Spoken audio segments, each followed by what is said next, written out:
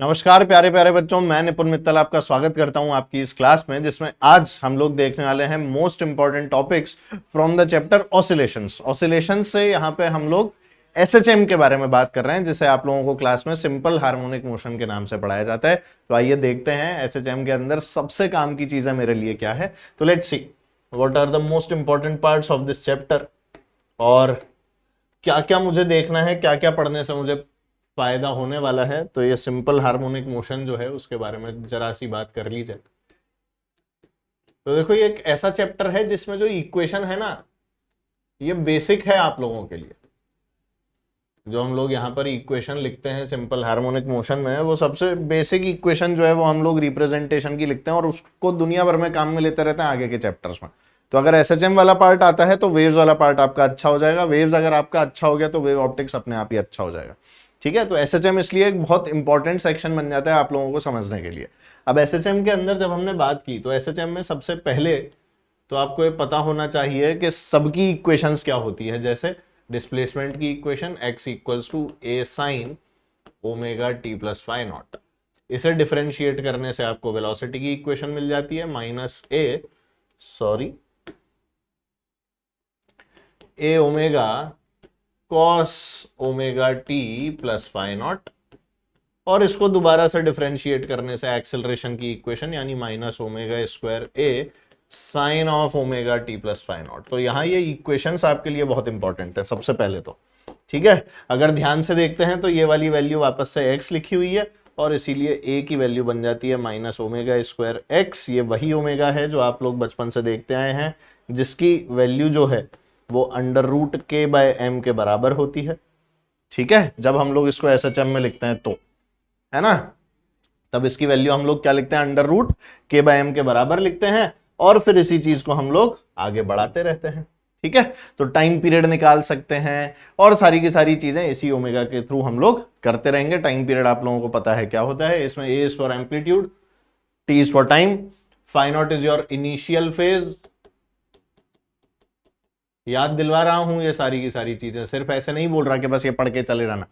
तो ये चीजें इसीलिए मैं आप लोगों को याद दिला रहा हूं। इस पोर्शन के अंदर ये चीजें अच्छे से याद रखोगे तो फायदा रहेगा। ठीक है, वेलोसिटी के जो रिलेशंस होते हैं, जैसे कि वेलोसिटी का फॉर्मूला क्या होता था, omega times of under root,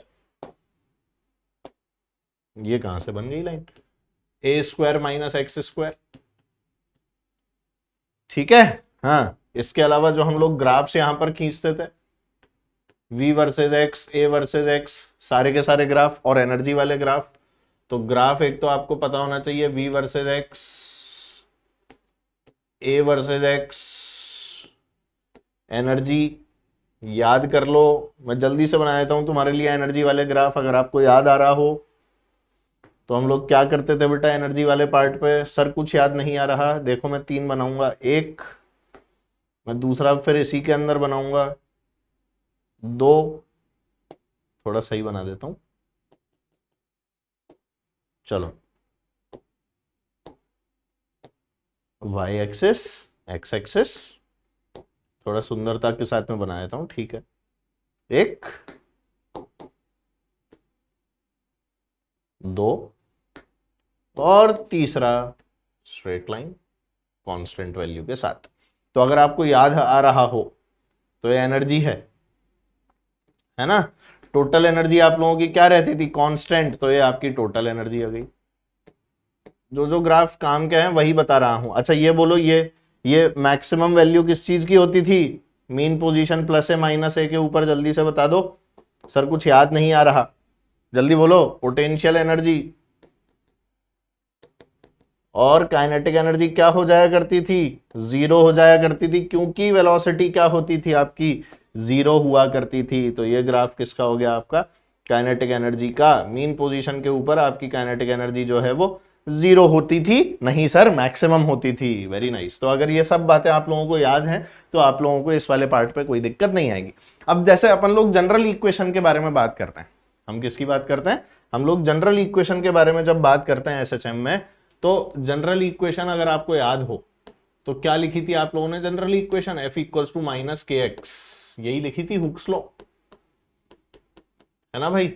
तो F equals to minus k x तो जनरल इक्वेशन होती ही है। और जब इसको हम लोग ma लिख देते हैं और एक्सेलरेशन को D square x by D T square लिख देते हैं, तो हमारे पास क्या रहता है, देखो m times of d square x by d T square, ठीक है, ये के एक्स को इधर ले जाओ plus k times of x and this is equal to 0। तो असल में ये जो लिखी हुई है आपके सामने इक्वेशन, ये इसकी जनरल डिफरेंशियल इक्वेशन हो गई सेकेंड ऑर्डर की। तो ऐसे हमारे पास में कंपैरिजन वाले क्वेश्चन भी कई बार पूछ लिए जाते हैं। अब इसी इक्वेशन को क्या करो, पूरी को m से डिवाइड कर दो, तो D two X by D T square plus K by M times of X equals to 0, और के बाई एम को हम लोग ओमेगा स्क्वायर भी बोल सकते हैं, तो वहां से भी हम लोग इस वाली इक्वेशन को लिख सकते हैं। तो एज सच कोई डरने वाली बात नहीं है, कंपैरिजन करा के भी कई बार आपसे क्वेश्चंस पूछ लिए जाते हैं, ठीक है। तो ये हो गई भाई एसएचएम की जनरल बात है। साथ में एसएचएम के अंदर आप लोगों को फेजर बताया जाता था, मीन पोजीशन से प्लस ए जाते थे, मीन पोजीशन से माइनस ए जाते थे, थीटा की वैल्यू क्या होती है, कैसे हम लोग लिया करते थे। तो अगर पार्टिकल मीन पोजीशन से शुरू हो रहा है, a/2 पर मौजूद है ना, इन दैट केस अगर मान लो t इक्वल्स टू टी पे पार्टिकल a/2 पे मौजूद है और t इक्वल्स टू 0 पे वो मीन पोजीशन से चला था, कि t इक्वल्स टू टी की कंडीशन है, तो a/2 का मतलब क्या होता है, सारा का सारा साइन थीटा से रिलेट कर लो, साइन थीटा a/2 मतलब 1/2, 1/2 का मतलब 30 डिग्री, 1/2 का मतलब 30 डिग्री। तो यहां से लेके यहां तक थीटा की वैल्यू अगर आपके पास में 30 डिग्री आई है, इसका मतलब टाइम जो होगा उसकी वैल्यू क्या होगी। क्या मैं इसको π/6 लिख सकता हूँ? हाँ सर। तो अगर 30 को आप π/6 लिख सकते हो तो टाइम के लिए कुछ नहीं करना, पाई के पैर जोड़ने हैं और नीचे इसको 2 से मल्टीप्लाई करना है, तो आपके पास में सीधे सीधे टाइम आ जाता है t/12। तो इस तरह से अगर कोई पूछे यहां से यहां तक कितना टाइम लगा, उधर से इधर तक कितना टाइम लगा, तो सारी चीजें हम लोग इजीली बता देते हैं इस वाले केस में।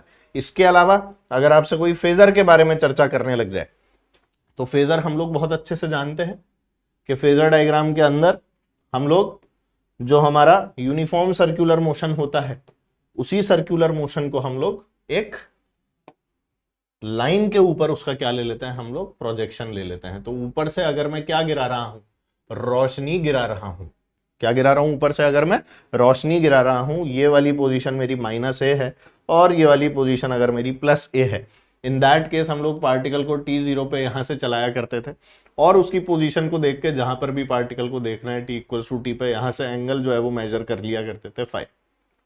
समझ गए? यस। इस पोजीशन पर पार्टिकल की जो परछाई है वो कहीं यहां होती थी, तो लीनियरली हम लोग पार्टिकल को यहां देख लिया करते थे, ये इसकी मीन पोजीशन हो जाती थी, ठीक है। एक्चुअली में दो पोजीशंस पॉसिबल हैं, क्योंकि यहां पर इधर जा रहा है और इस वाली पोजीशन के ऊपर इधर जा रहा है। तो अगर हमें ऊपर वाली पोजीशन चाहिए तो हम लोग इस तरफ जाता हुआ पार्टिकल लेंगे, और अगर नीचे वाली पोजीशन चाहिए तो हम इस तरफ जाता हुआ पार्टिकल लेंगे। ये हमारे ऊपर डिपेंड करेगा कि पार्टिकल जा कहां रहा था, हमें वो कहां जाता हुआ दिख रहा है। तो आपको सही एंगल लेना है, ठीक है। तो यहां से लेके यहां तक आपको पता है भाई π/2 होता है, फिर यहां से लेके यहां तक पाई हो जाता है, यहां से लेके यहां तक 3π/2 हो जाता है, और उसके बाद यहां से यहां तक 2π हो जाता है। मतलब पूरा 360 डिग्री सर्कल के ऊपर हम लोग बहुत आराम से उसको रिप्रेजेंट कर सकते हैं। इस पार्टिकल की जब इक्वेशन लिखनी होती है तो x is equal to a sin omega t plus phi naught, आप चाहें तो यहां से भी डिराइव करके उसे लिख सकते हैं। x, y कोऑर्डिनेट्स लिखो, ठीक है। वेलोसिटी का भी कॉम्पोनेंट करके इसको आप सॉल्व कर सकते हो, बहुत आसान होता है। ऑल्दो वो सब नहीं करना, पर फेजर का एक बेसिक आइडिया जो है वो मैं यहाँ पर दे रहा हूँ कि आप लोगों को याद आ जाए एसएचएम में आप लोगों ने कौन कौन सा पोर्शन पढ़ा था, कौन कौन सा पोर्शन आपको उस समय के लिए याद आ जाना चाहिए।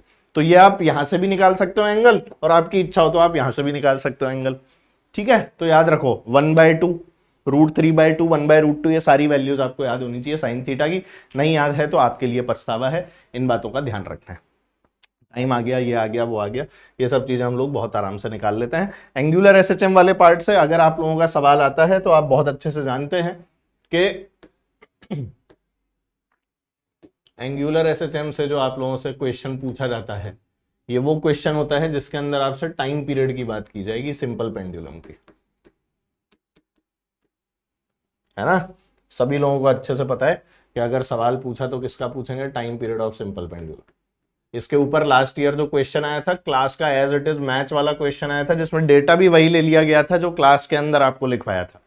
क्लास में लिखाया था 1.21 मीटर और 1 मीटर, वहां आ गया 121 मीटर और 100, वहां 121 सेंटीमीटर और 100 सेंटीमीटर। तो सेम डेटा मैचिंग के साथ में क्वेश्चन आया था, N1T1 इक्वल्स टू N2T2 वाला क्वेश्चन था। उसको करने की शॉर्ट ट्रिक भी दिखाई जाती है, सब कुछ बताया जाता है, वैसा का वैसा सवाल सिंपल पेंडुलम से आप लोगों से पूछ लिया जाता है, ठीक है, तो सिंपल पेंडुलम हो गई, इसके अलावा कंपाउंड पेंडुलम होती है, ऑल्दो इसके ऊपर सवाल आने की पॉसिबिलिटी बहुत कम है, तो इसीलिए एंड मोमेंट पे इसको देखने की बहुत ज्यादा जरूरत नहीं है ना। हाँ, तो हमारे लिए जो मेजर रोल प्ले करेगी वो सिंपल पेंडुलम करेगी। तो सिंपल पेंडुलम का टाइम पीरियड अगर सबको याद है तो टूटी चारपाई लोटा बटे गिलास, याद आ रहा है कुछ? हाँ सर कुछ तो ऐसा याद आ रहा है। तो टूटी चारपाई, चारपाई टूटी तो 2 पाए बचे, और इधर क्या हो गया बेटा? लोटा बटे गिलास। इसके अंदर क्योंकि ये जी आ गया तो जी की वैल्यू हमें क्या लेनी पड़ती है सर? जी इफेक्टिव लेनी पड़ती है, और जी इफेक्टिव वाली वैल्यू क्योंकि चेंज हो जाता है जी जगह के साथ में, आप एक लिफ्ट में चले गए, ऊपर चली गई तो नीचे को m g extra, m a आपका एक्स्ट्रा लग गया, नीचे चली गई तो ऊपर को चला गया, तो जी इफेक्टिव की वैल्यू आपकी चेंज होती जाती है, कभी जी प्लस ए हो जाता है, कभी जी माइनस ए हो जाता है, कभी under root of g square plus a square हो जाता है, और इन बातों को देखते हुए हम लोग टाइम पीरियड में वेरिएशन लाते हैं।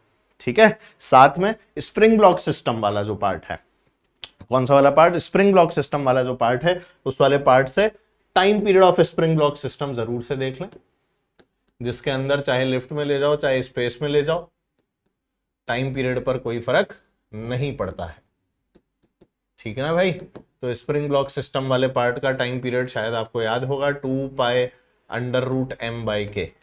सिंपल सिंपल सी कहानी जो आप लोगों को याद जनरली रहती भी है और रहनी भी चाहिए, क्योंकि है भी बहुत इजी।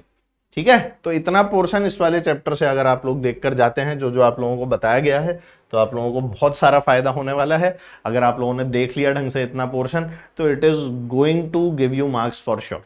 एग्जाम के अंदर टॉपिक्स यही आएंगे, इनके अलावा बाहर का कुछ भी आप लोगों से पूछेंगे नहीं। ठीक है, देखो डैम्पिंग वाला पार्ट कई लोग बोलते हैं डैम्पिंग वाले पोर्शन से, तो डैम्पिंग की जो सिंपल इक्वेशन है बस उस वाली इक्वेशन को देखकर जाइए और उसका फायदा उठा लीजिए।